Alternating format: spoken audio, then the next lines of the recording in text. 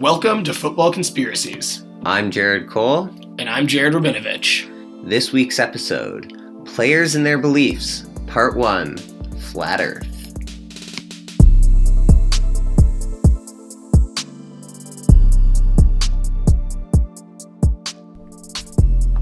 So, J. Cole, do you believe in any conspiracy theories? I do, actually. Oh yeah? Enlighten me. Actually, this conspiracy is from Matt Pat. I saw it on Film Theorist, but Jeopardy rigged its own game so that the two most winning players of all time would be eliminated so that they wouldn't have to pay them a ridiculous amount of money. Wait, what? Like, I haven't heard of this, but if Matt Pat said it, it's gospel. Yeah. So Basically, because Jeopardy, they give out such small prizes, Sure. it's not insured, like Who Wants to Be a Millionaire, where they give out $1 million Of course. and that $1 million is insured. But they're only giving it out occasionally, but Exactly. Jeopardy's giving out $20,000 a night. Exactly. Yeah. So not a lot to be insured, but still like a good chunk of money. And when James Holzhauer went on, he kind of broke Jeopardy and figured out the way to win the most amounts of money, like conceivably possible. I remember his run. Jeopardy. It was absolutely insane. Exactly. So he kept on winning so much money, and because all these Jeopardy episodes are filmed way beforehand and the commercial space is bought out way beforehand, they can't really advertise that like this crazy world record breaking run is happening because they can't buy ads for it. So what they tried to do was something they tried to do with an earlier contestant, where when they were winning Ken Jennings. The new host, yeah. When he was winning too many games, they created the hardest Jeopardy game that had ever been played up to that time. Okay. Based on like a score that Jeopardy fans use to grade how difficult every game is. Sure, this is just like something that the fans always do. Yeah. Okay. Yeah. And so at the time, that was the hardest game ever played. Wow. Until James Holzhauer's run, where he encountered the hardest game ever played 3 times in a row. No way. And because his strategy was so record-breaking, it was too good for the hardest games. So then what ended up happening was the game he lost on was the easiest game in Jeopardy history. Seriously? The final Jeopardy question, which this could have been random, but the final Jeopardy question was about Shakespeare, and the person who ended up winning that episode had a degree in literature, including Shakespeare. Okay, you know what? That's pretty sketchy. So it's a little sketchy, and especially when you consider the game scores about how easy versus difficult those games were. Yeah, for sure. Especially when you're considering like James Holzhauer, who was making more money than anyone who's ever been on Jeopardy before. They had so much motivation to want to get rid of him. Exactly, yeah. So Jeopardy was rigged at one point. Wow. But that's just, as Matt Pat would say, that's just a theory. Jeopardy game theory, a TV show theory, Yeah. who knows? Well, it's just a theory. Either way, that's not exactly what we're here to discuss, but I'm glad we were able to broach the subject because because today I want to be talking about, the common man's beliefs. Wait, before we get into the common man's beliefs, let's hear what your conspiracy. All right, your favorite conspiracy. That's respectable. I have a lot of conspiracy theories that are close to my heart. Not many I believe in, but a lot that I really love, and we're going to be speaking about one in this episode, so I'll get to that in a little bit. But probably one I believe in, to some extent, is are you aware? I know this is going to sound ridiculous, and some people will recognize the meme. Do you know that minimalism was created by Big Small to sell more less? Why would you want to sell more or less? Okay, so let me break this down. Minimalism obviously is like a concept that was created in like the 60s and 70s. It's not something that was created recently, but a company called Big Small in I think 2013 started promoting minimalism as a way of life, and they created about 3 different documentaries in order to show how important minimalism is. Obviously, that should immediately sound alarm bells. 3 documentaries to show how good minimalism is. You think they need 1 at most, right? And the company is called Big Small that is advertising this, and the documentary they're selling is called More or Less. So minimalism was created by Big Small to sell more or less. It obviously wasn't created by them, but I think a more accurate way to phrase this was minimalism is promoted by Big Small to sell more less. Still. And I do believe this. That's wild. Yeah, it's not like... It makes your brain hurt just trying to piece all the more or less. Exactly. Small like, it is a meme, but also it's true. So, if any listeners want like a delve a bit deeper on this, you can check out Drew Gooden. He has a YouTube video on it, and I'm not exactly sure what it's called. Search up Drew Gooden Minimalism. Fantastic content if you want to learn more about Big Small's conspiracy to sell more or less. But, yeah, like I was saying before, thank you for the interjection, but what we're going to be talking about today is a lot more about the common man's conspiracy. You know, the past bunch of episodes, we were talking about, you know, big conspiracies in the NFL, things that are riddled with corruption or, you know, fan theories even. But today we're going to be, you know, going into a bit more familiar territory, and we're going to be talking about some players and their beliefs, because I think anybody who follows the NFL should know that some of these players have some pretty wacky beliefs. The way I decided to start this episode was I think a lot of us were intrigued, and certainly us as the creators of this podcast were intrigued when this clip came out. Famously, Jason and Travis Kelce on their podcast New Heights. Hey, we don't need to give them promotion. No free promotion. No free promotion from us. Redact that. So, Jason and Travis Kelce, who, for those of you who don't know, are very talented NFL players. Travis is the one who's dating Taylor Swift. On their podcast, spoke about the prevalence of the flat earth conspiracy in NFL locker rooms. So let me just play a clip for you quick. So we've mentioned on the show that conspiracy theories help bring NFL locker rooms together. What are your conspiracy theories? What percentage of the NFL believes in flat earth, do you think? Dude, honestly, there's at least 10 guys, you would be 10 shocked. to 15 guys in every locker room, I would imagine. I think if you took hardcore flat truly, if you took an anonymous poll, like nobody had to disclose their name or anything like that, you're over 15% of an NFL locker room. It's crazy, dude. What? Maybe I'm over telling 20. you. That's insane. Dude, everyone gets hit in the head. It's unbelievable. Yeah, that's true. That's true. What else am I in on conspiracy? I mean, which one? I mean, they're all real and... Okay, it doesn't So, yeah, the rest of the clip, if viewers want to go check it out later, is really just them joking about the NFL being scripted. It's, like, very obviously, like, banter. But the first bit there, yeah, it's pretty first, juicy like, information. The first 30 seconds. 30 to 40 seconds, exactly. Yeah, that's, like, what really caught us. Exactly. So, Jason and Travis claim in this clip, 10 to 15 players in every NFL locker room, the average NFL locker room, are believers in the flat earth. If this is true, and obviously we're taking this with a grain of salt because it's two NFL players who are shooting the shit on a podcast, but if this was true, this would mean that somewhere between 19 and 28% of NFL players would count themselves among the ranks of flat earthers. Yeah. Wow. No, it's insane. That's ridiculous. It's a huge number. number. I mean, they do get hit in the head a lot. I mean, that's exactly what Jason said. So you're on the same wavelength. Before we delve into this further, I want to get your opinions on how crazy you think this is compared to the normal population. Well, I mean, you said 19 to 28, so that's just about a quarter of the fifth to a quarter of the NFL players. Yes. That seems ridiculously high. So what would you say? I would say like 5% of the population believes in flat Earth. Yeah. Well, I have a study that's covering specifically American adults. Okay. And this comes from the University of New Hampshire's Carsey School for Public Policy. 10% of people polled said that they agree with the statement, Earth is flat, not round. Another 9% said they were unsure.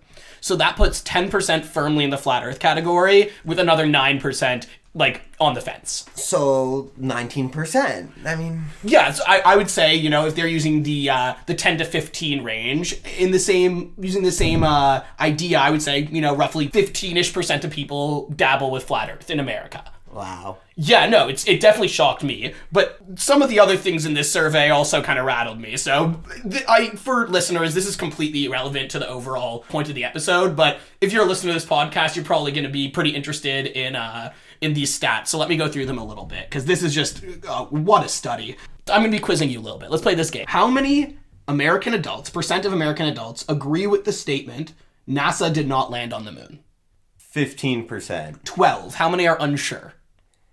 10? 17. So that makes about 30% of Americans who don't believe or are unsure about NASA landing on the moon. Yeah, no, I know.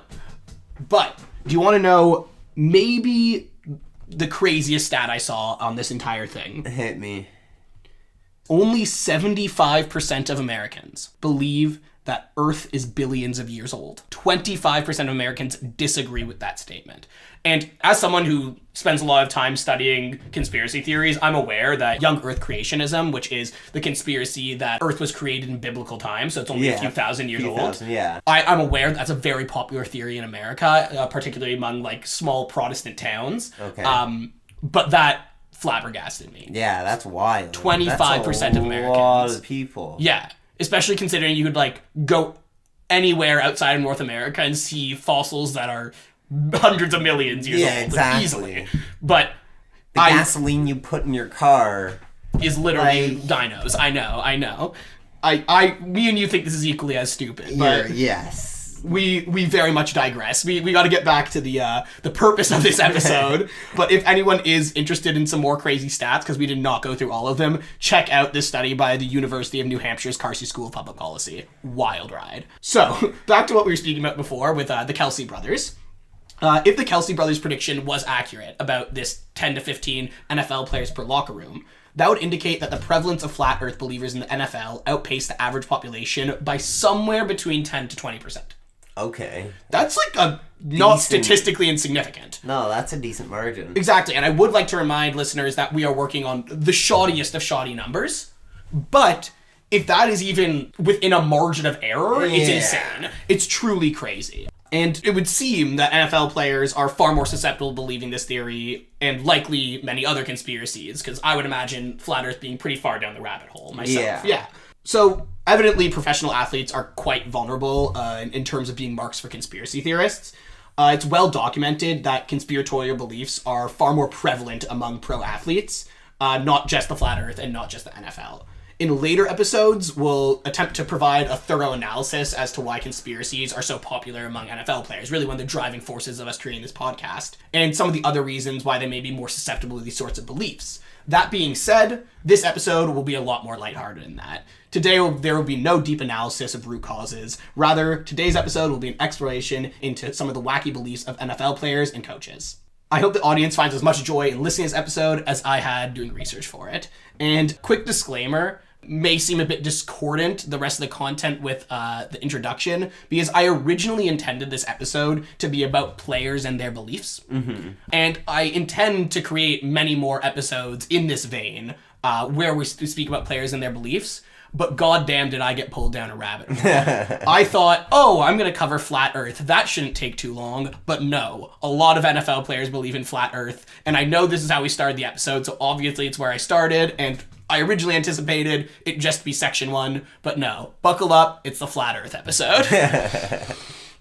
The story starts in 2017, where I'm sure you remember this. Famously, NBA star Kyrie Irving revealed that he was a flat earther. Yeah. You recall that? Yeah. And shortly after, a handful of other professional athletes decided to declare their support for Irving, and in turn, the flat Earth theory. Do you remember this whole kerfuffle? Yeah, I remember when this was going on. It was pretty awesome. Yeah, it was funny to watch from the outside. Exactly. And as we have learned in the years to come, Kyrie Irving himself is like quite a crazy conspiracy theorist. Yeah. I look at it as a permission structure almost, where because someone like Kyrie Irving, not just like some no-name guy in the NBA, like Kyrie goddamn Irving. Yeah. If someone like him was willing to come out and say, oh yeah, flat Earth, totally true, I fucks with that, then a lot of other people are going to come out of the woodwork and support, voice their support for something maybe they thought they're going to be called too crazy for before. Yeah, no, I get it. But it's not too bad being as crazy as Kyrie. No, exactly. So one of the athletes that came out of the woodwork after Kyrie made these comments was Detroit Lions cornerback Darius Slay. Okay, yeah. Obviously a very prominent player. Mm-hmm. So let me play this clip for you that came out, and we'll see what you and the listeners think of this. This first one is from Luke Six Hill, and he wants to know your thoughts on, is the Earth flat? Ooh. I mean, I think it is. I feel like it is. We walking flat, so So how's it round? Like, I don't get it. It's a tricky question though, but I think it's flat. Wait, so you've listened to the theories and everything from the NBA players who share this theory? Yeah, he made some tremendous. He just made me feel good about that. I feel like it's really flat. I think it is. There's no way we can walk around. So what do you say to the counterpoints that science says that the Earth is not flat? I don't really know what to say to him. What do you think of that of that clip? That's wild. I mean, I can't believe the Detroit Lions would put that out too. I know. It was just like they. I'm sure they had other questions from other fans, but I guess No, it's pretty crazy to me. Yeah. I also just love the there's a few things I love about it, but I love the whole, like, it's tremendous because, like, it feels like he's been bottling this up for so long. Yeah. And now that Kyrie has said it, I can show. Yeah. But really, my true analysis of this is that it doesn't seem to me like Slay has put too much thought into this theory. No. I don't know if you got the same vibe, but I mean, he made it very clear that we can't walk if it's round multiple times. Exactly. Like, this is clearly not something he's put a lot of deep and critical thinking into. It appears to me more like a gut reaction than anything else. The logic behind it seems to be, it doesn't make sense to me that I'm staying on the ground if the Earth is round, so the Earth must be flat. Yeah. Yeah, like, it's very similar to the logic I hear a lot of people who believe in chemtrails to say, where they're like, oh, you see that stuff up in the sky that the planes are doing? It must be chemicals. Yeah, exactly. Exactly. Like, it's just like, you see it, so it must be yeah, exactly. exactly what you don't want it to be. Exactly. It's kind of one of those things. Like, oh, the Earth seems flat, so it must be. Yeah. And following in the same footsteps as Darius Slay was the Los Angeles Rams wide receiver Sammy Watkins. Unfortunately, there's no documentary evidence other than a tweet from Lindsay Thury, who's a reporter for the Los Angeles Times. It's a pretty odd tweet. Like, literally, I'll read it out to the audience. She goes, Rams receiver Sammy Watkins is among those who believe the Earth is flat. That's literally it. There's no follow-up reporting, no comment from Sammy Watkins or his PR team, and there hasn't been any dispute of it, no support of it. It's just very odd. I don't know where she got this information. She didn't substantiate it in any way, but okay. I had to include in the episode. Yeah. Once again, like, this clearly doesn't seem like a strong conviction for the man, or he probably would have come out and said something to defend himself. Yeah. Yeah, I feel comfortable slotting him in the same camp as, like, Darius Slay of, like, oh, it must be because it's weird. Yeah, until he talks about it, he's just in the question mark category. Exactly. I'm going to give him the, like, innocence until proven guilty. Yeah. Yeah. Let's hope Sammy Watkins. Yes. If you're out there listening to us, let us know. Yeah, please, tweet in. So, one of the weirder cases of someone coming out in support of Flat Earth was actually a few months after the original Kyrie controversy was set off. At this time, another NFL player joined the fray, and he seemed a lot more pilled than either Watkins or Slay was. While those two players seem to have more of a passing belief in Flat Earth, like I mentioned, the Seattle Seahawks quarterback Geno Smith seems to have put a lot more thought into it. Uh-oh. Uh-oh is right. Keep in mind, the original controversy had bubbled up in September of 2017 and had essentially completely fizzled out a few months later by the time it was February of 2018. Yeah. But in February of 2018, Geno Smith tweeted out the following: I've been studying this whole flat earth versus globe thing, ... and I think I may be with Kyrie on this, ... Before you judge, do some homework. But what do you guys think? What do you think of that tweet? I'd like to know why. Like, what did he come across? Like, why? I feel like whenever these people go, like, do your research, it's like, no, show me the research that convinced you so that it can convince me too. My thoughts exactly. You're just preaching to the choir here. I had the exact same reaction. But upon doing more research into this, the story only became like weirder and weirder. So from this tweet, it makes it seem like Geno Smith simply wanted to have like a discussion about the validity of the theory, right? Like, he doesn't put any like flat out statements. He's saying like, I've been studying this whole thing. I might be with Kyrie on this. What do you guys think? Like, it's very wishy-washy. Yeah. He doesn't give any definitives. Like, it really just seemed like he was trying to have, based on this tweet and this tweet alone, that he's just trying to have a discussion of the validity of the theory. As a matter of fact, after tweeting this, Smith spent several hours responding to comments on this original. So yes. He was actually like treating it like a discussion. Well, he claimed he was not trying to take sides, and he was simply, and this is a quote, thinks it's a good conversation. Okay. Right? Yeah, I'm willing to take the man at his word. Yeah. I don't know if it's a good conversation, though. It's not, like, quite evidently, but you know what? Like, I'm not going to get down on someone for having a discussion, you know? Yeah. I'm nothing against that.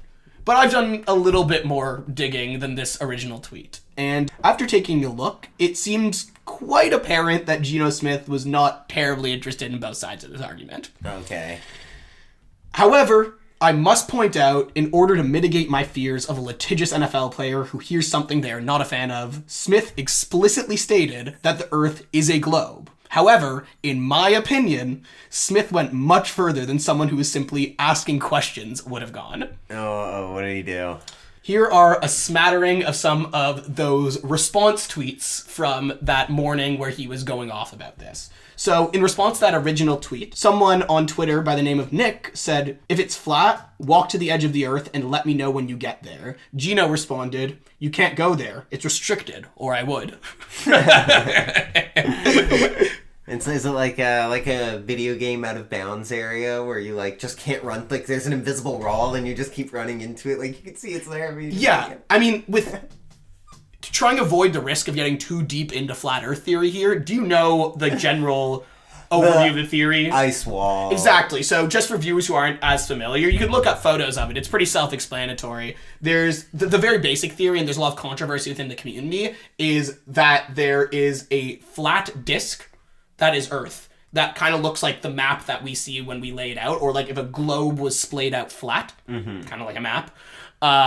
And people believe that there is an ice wall surrounding the 7 continents that we know to be Earth. A lot of people believe that there's some sort of Leviathan ice monsters on the outside of that wall, or more continents, worlds that we don't even know about. It's because they saw a map flat on the ground and they didn't know what a border was, and they go, "You see this?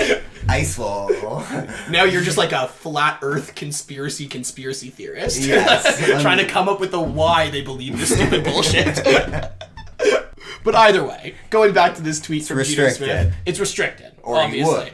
He would. And just you'll see this is the point I'm slowly working towards with these tweets, but is that someone who's, trying to have a good conversation about both sides would say? Kind of seems like you can't go there. It's restricted, or I would. Like, that's pretty definitive. Yeah. But either way, let's move on. Once again, responding to the original tweet, Twitter user Zach Webb said, "Thinking the Jets messed you up big time, fam."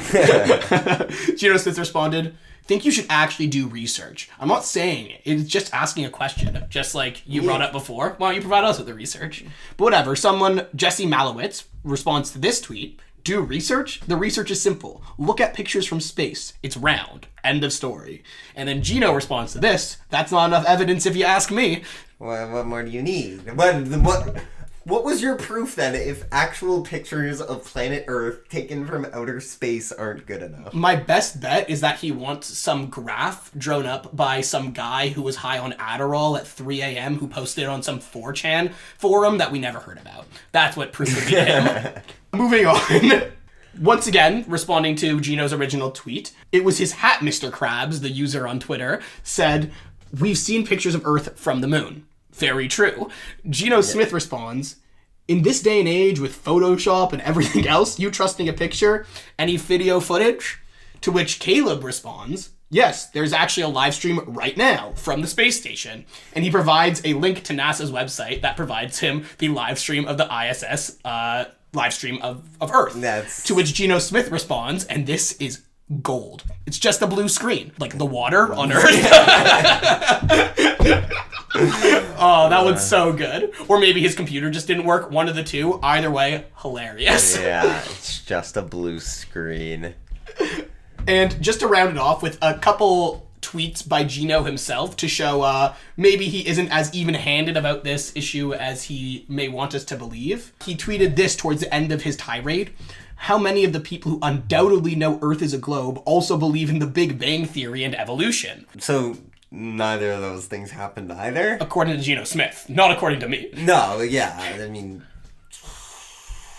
Yeah, that sound is a proper reaction. Yeah. I mean, like... Yeah. No. I guess if you're going to believe in one, you might as believe in all of them. You're right. No, you know what? I'll give you that one. I bet he's in that 25% of Americans who don't believe the Earth is billions of years old. Yeah. No Big Bang Theory, no evolution. Yeah, exactly. It's right up his alley. Someone should call him up from the Young Earth Creation Society. Yeah, exactly. They have their new rep.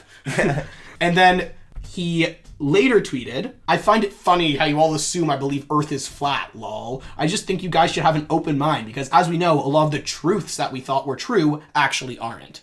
No.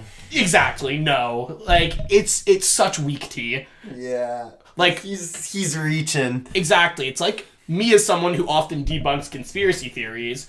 A lot of people are saying, like, you're just tied to the government, like, they've brainwashed you, you're a plant, whatever it is. And I think a lot of conspiracy theorists use that as, like, a bludgeon to be like, oh, if you're denying this, you must just be part of the deep state. Yeah. But the truth is, like, no, there's tons of conspiracies I believe in, and, like, tons of sketchy stuff that, like, the overlords do. Yeah. But come on, like this is such weak tea. You guys have to have an open mind. The truths that we know, come on, like. Yeah.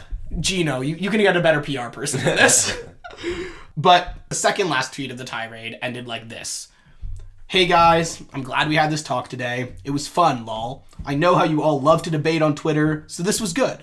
For the record, Earth is a globe, we know this, but why not listen to someone else's beliefs or truth?"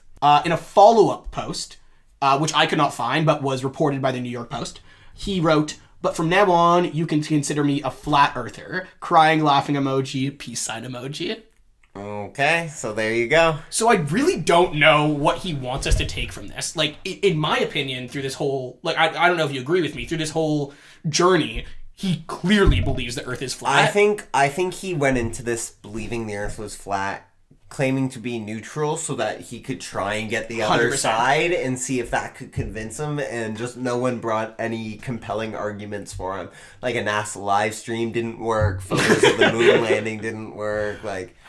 I think he was trying to, like, I don't know, once again, provide the permission structure that we were looking at before, you know, allow other people to bring it out, but he just got absolutely fucking ratioed. Like, they destroyed him on Twitter. Yeah, of course. Which is hilarious, and, like, I fully support all these people, but, like, he just got absolutely destroyed. Yeah.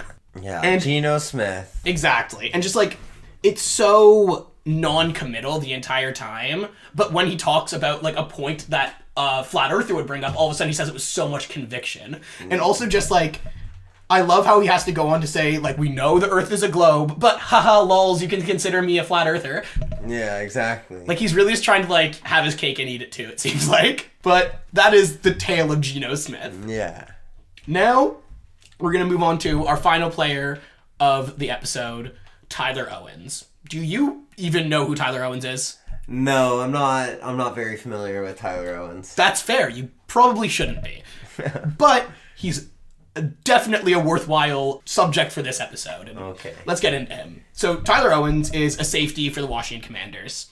He signed with the Commanders as an undrafted free agent earlier this year. So he hasn't played a game yet. Oh, okay. Yeah, there's no reason for you to know him. He's never played in the NFL yet. Oh, and undrafted. So, exactly, and undrafted. Like, truly, like, there's no reason for you to know this kid. Washington Commanders, safety, like, so many ticks against him. Yeah, and beforehand, he played college football representing both the Texas Longhorns and the Texas Tech Red Raiders. He was considered a pretty good safety, nothing special, but, you know, he made it to the NFL. He's clearly talented. Yeah. Well, Owens, coming into the offseason, like I said, was not considered to be one of the better prospects in this year's draft. He still managed to grab headlines ahead of the NFL Combine, but as you're about to see, probably not for the right reasons. The morning of February 29th, the day the Combine was set to begin, a video was posted to Twitter by Brent Sobleski of the Bleacher Report. I am going to play that audio for the listeners now. You guys are discussing that you don't believe in. Nah, I don't believe in space. I'm like, you know, I'm real religious, so I think like we're in the wrong right now. I think it's like planets and stuff like that. I don't know. What led you to that point to believe that? Well, like I thought you should believe in like the heliocentric thing, like he's a revolve around the sun and stuff. But then like I started seeing like flat Earth stuff, and I'm like, this is kind of interesting. And they start bringing up valid points. I mean, I don't know. Could be real. You know what I'm saying? Awesome, man. I know the audio from this clip is very fuzzy. Doesn't believe in space? Yeah, you're getting a little bit ahead of yourself reading the tweet, I guess. But let's, we'll dig a bit further into this. The clip was a man from the Bleacher Report interviewing Tyler Owens on the morning of Combine. And these are a few of the choice quotes I pulled from this video we just listened to. I don't believe in space. I'm real religious, so I think we're alone right now. I don't think there's other planets and other stuff like that. The next quote is, I thought I used to believe in the heliocentric thing where we used to revolve around the sun and stuff. But then I started seeing flat earth stuff and I was like, this is kind of interesting. They started bringing up valid points. So, I mean, I don't know. Could be real. Couldn't be. There's a couple reasons I decided to bring up the case of Tyler Owens, even though he's not a particularly well-known name in the NFL. For one, as you pointed out quite rightly, I find it really interesting that Owens decided to focus less on the flat earth aspect of the theory and more on the part of the theory that claims that space and other planets don't exist.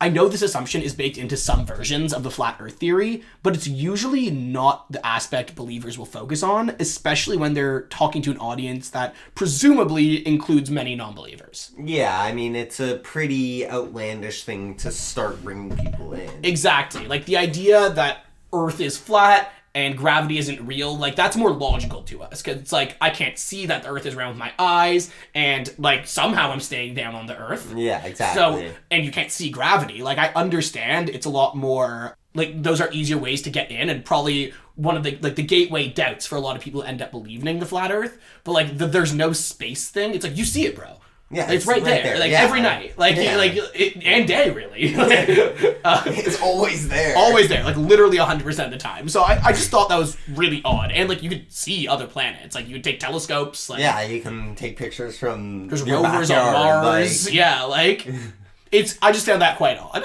And also, it's just, like, disputing, like, literally, like, 1,000-year-old science. Yeah, exactly. Like, some schmuck in Ireland was able to figure this out in, like, the 1100s, and we can't do it now. Like, it's... Another reason I chose to focus on his statement over some other people is that he chose to back up the statement by appealing to his religious beliefs. And as far as I know, the Bible didn't really have much to say regarding Earth being flat. I don't think God was particularly stingy on that one. I don't know what the Bible says about it. Well, let me tell you. So, there's a couple quotes some people point to when arguing in support of flat Earth. And keep in mind, I had to like dig kind of far for this sort of information to be like somewhat reliable. So the source I got for you today is gotquestions.org, but they actually do seem to have some pretty decent information. So what they have to say is, many a skeptic claims that the Bible depicts a flat Earth. Scriptural references such as Revelation 7:1 are cited, which speaks of 4 angels standing at the 4 corners of the earth. Critics also point to Psalm 75:3, which says God holds the pillars of earth firm. Other passages they claim teach flat earth are Deuteronomy 13:7, Job 28:4, Psalm 48:10, and Proverbs 34, all of which references the ends of the earth. So that's like where a lot of the biblical references come in, the pillars and the ends of the earth. Like, okay, yeah, there's an end to the earth. There's something holding... Well, according to these people. Like, that's what the Bible's trying to say, or they're trying to interpret the Bible to say. That's a better way of putting it. Yes, obviously the Bible's, you know, up for interpretation, as 1,000 sects of Christianity has proven to us. Yes. And many, many wars. So... yeah, this is obviously up for debate, technically. But among most theologians, these passages are widely considered to be metaphorical, like most of the stuff in this book. Most scholars further argue that the Bible, at no point, ventures to comment about the shape of the earth. Not a shocker. Okay, yeah, I mean, they knew it was round. Exactly, which makes it all the more interesting to me as to why Owens is deciding to focus on the religious aspect of it. Like, no space religious is just such a weird take on this theory. Personally, I would love to have a discussion with Owens about how his personal religious beliefs have informed his view that both space and the other planets are fake. While I'm not a religious person myself, it would seem to me rather ostentatious to prove that the all-knowing, all-powerful, omniscient being that is the Christian conception of God would be unable to create more planets and in turn space for them to belong in. Additionally, I don't think that same guy would have any trouble with a globe and gravity. But you know what? Hey, that's just one guy's humble opinion.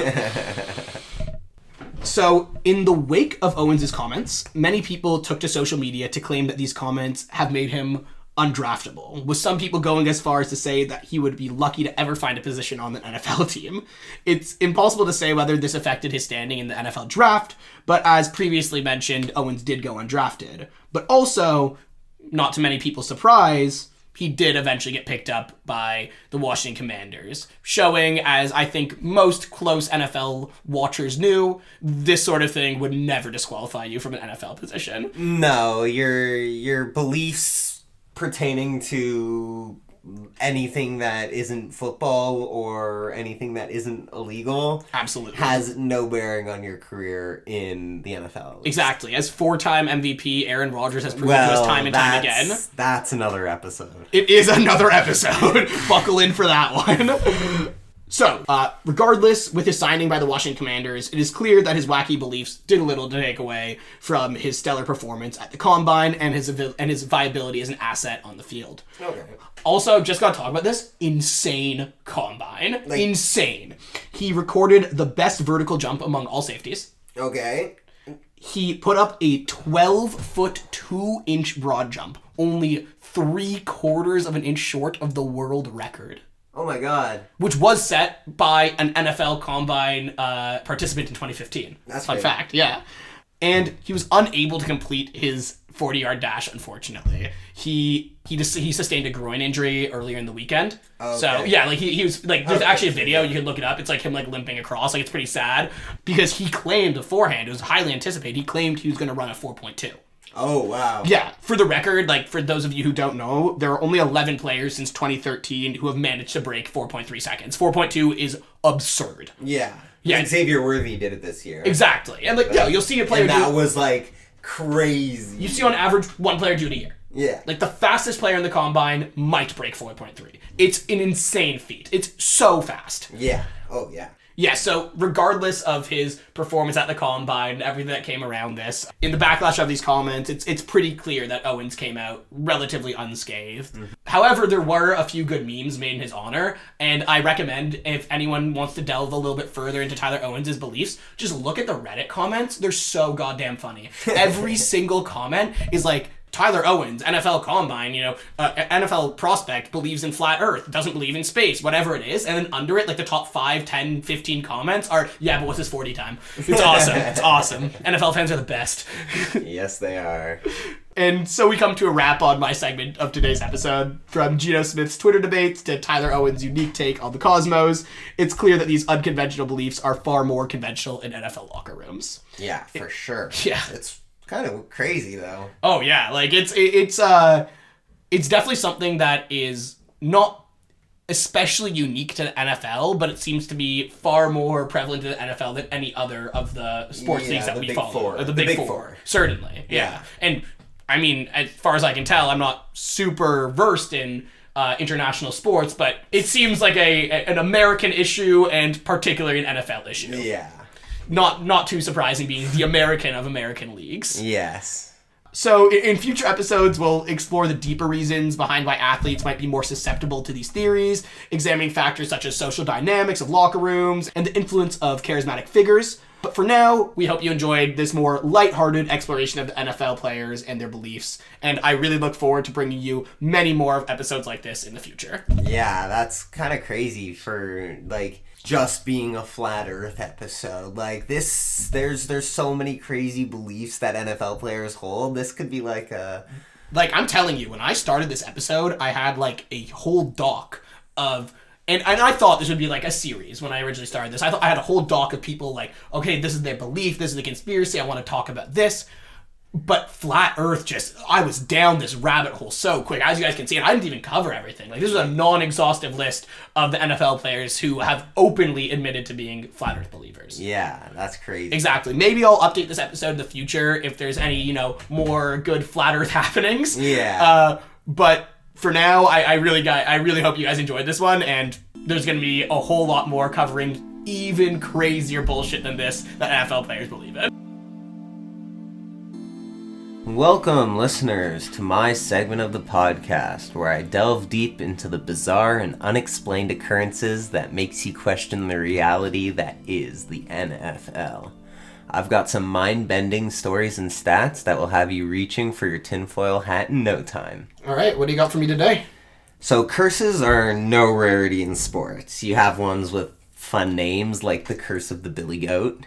And you have curses that span 80 plus years, like the curse of the Bambino, which are both baseball, not football. Okay, yeah, like I don't want to derail you right now, but you're just throwing out some crazy names on me like this. Exactly. Curses have fun names. Sometimes they have fun things, but in every case, it's always bad for someone or some team. Sure.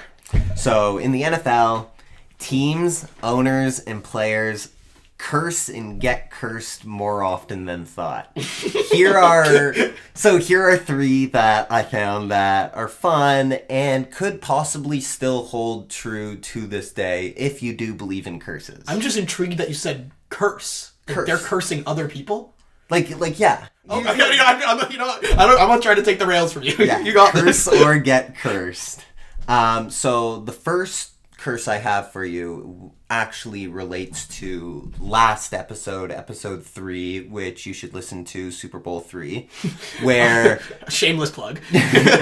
Joe Namath actually sold his soul to the devil to guarantee that win. Okay, I vaguely saw this when I was writing the last episode, but it was already just like too long to stuff that in. Yeah, so the earliest I could find something about this, which just shows you how valid this curse is 5 years ago.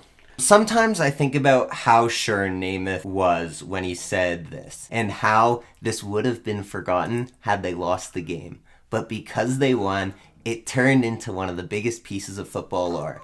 Some random guy, the Ralsei, I don't know, comments saying he sold his soul to the devil. That's why the Jets haven't sniffed a berth since then. It's questionable because this only came out 5 years ago. Well, I think there's more reasons why it's questionable than that.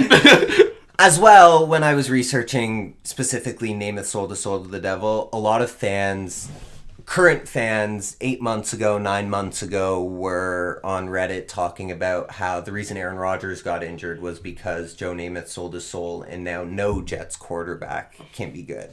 So it kind of seems like this turned into Jets fans using this as an excuse to claim that their team is cursed. Well, the Jets suck, so but that's fine. Yeah. I mean, the Jets aren't good, and they stink. For all we know, as an unbiased Bills fan, the Jets stink.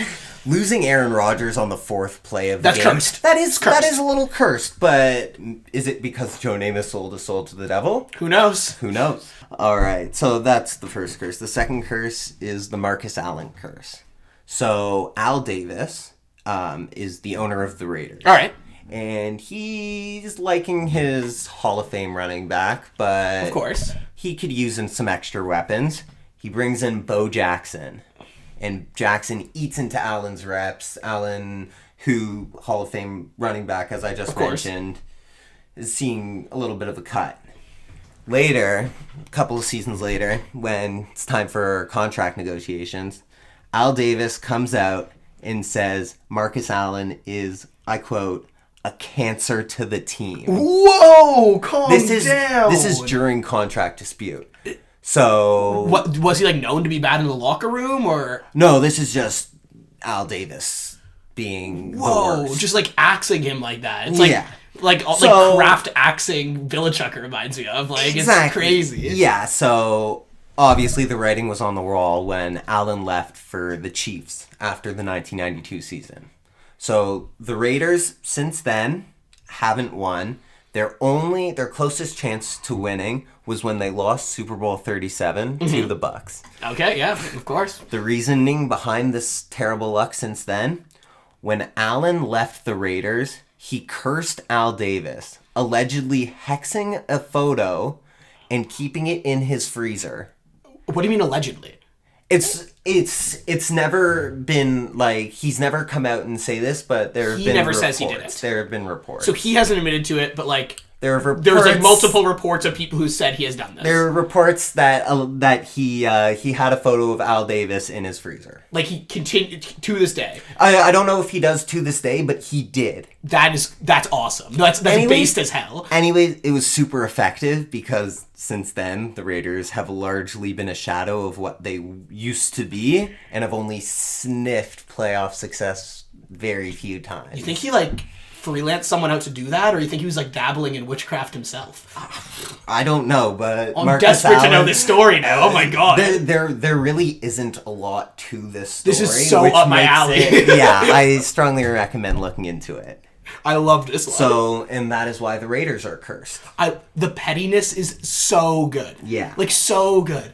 Yeah. There's like a shelf on this guy's like fucking $8,000 Samsung smart freezer that has like just his old. Oh, that's awesome. I mean, this was in the 90s that okay, he yeah. reportedly kept. Sorry, this in the freezer. Samsung dumb freezer. And finally, the last curse we have is the curse of Bobby Lane. Okay. So Bobby Lane was a quarterback for the Detroit Lions. And he was arguably one of the best Detroit Lions quarterbacks of the For sure. of the 1900s. Okay, of yeah, the like entire ever, yeah. of that entire century. Sure. Anyways, he broke his leg, but the Lions still won the championship with Tobin Rote as QB. Tobin Rote. Who? What the? This guy has a Super Bowl ring? Exactly. When I read the name at first, I thought it was like, you know how people like take the first letter of their last name and the first letter of their first name? Robin Tote. Yeah, exactly. Yeah. Robin Tote, normal name. No, his name is Tobin Rote. Tobin, maybe? I don't know. It just Tobin. Awful name regardless. I'm sorry to all those Tobins out there. He's the quarterback that replaced Lane and won a Super Bowl. Lane was traded. On his way out of town, he said the Lions wouldn't win another Super Bowl for the next 50 years. And guess what? He was right. Will the curse ever end, though? I hope so. I don't know, but exactly 50 years after this quote, the Detroit Lions had no Super Bowl success. Yes. They did not win a championship. So successful curse. Their next quarterback, though, came a couple of years, like 53 years after this quote, where they got Matt Stafford. Of course. Who actually went to the same high school as Lane and grew up on the same street that Lane grew up on. Wait, what? Yeah, crazy. Yeah, that like have people like fold this into the conspiracy theory? Or is that just like a crazy fact? No, this is just a crazy fact because he did not win the Super Bowl with the Lions. Quite obviously. And then he got traded for Jared Goff, who also didn't win a Super Bowl for the Lions. Yeah. So the curse still remains to this day as why the Detroit Lions are cursed, because Bobby Lane said so. Bro, Bobby, give the Lions a break. So all three of these curses could very well be as I just described them, or they could be the creation of fans who need some explanation as to why their team isn't as good as they should be or isn't as good as they hoped they would be. Either way, teams, players, owners, no one in the NFL is immune to a curse. Hear me out. All these things are bullshit, but catch me jumping in that pit next year before the playoffs. Oh, yeah. Bill's Pit. Bill's Pit. Yeah. Another shameless plug. All right. Thank you for bringing that to me. Yeah. I just thought these curses were crazy, and I got some more curses coming in the future. We'd love to hear them.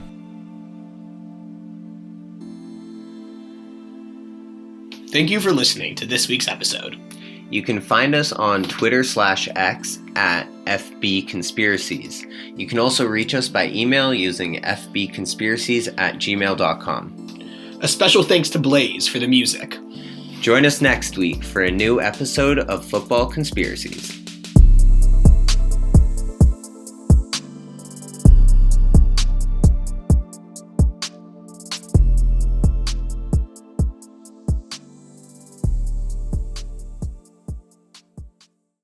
I getting baited into your bullshit. You just did.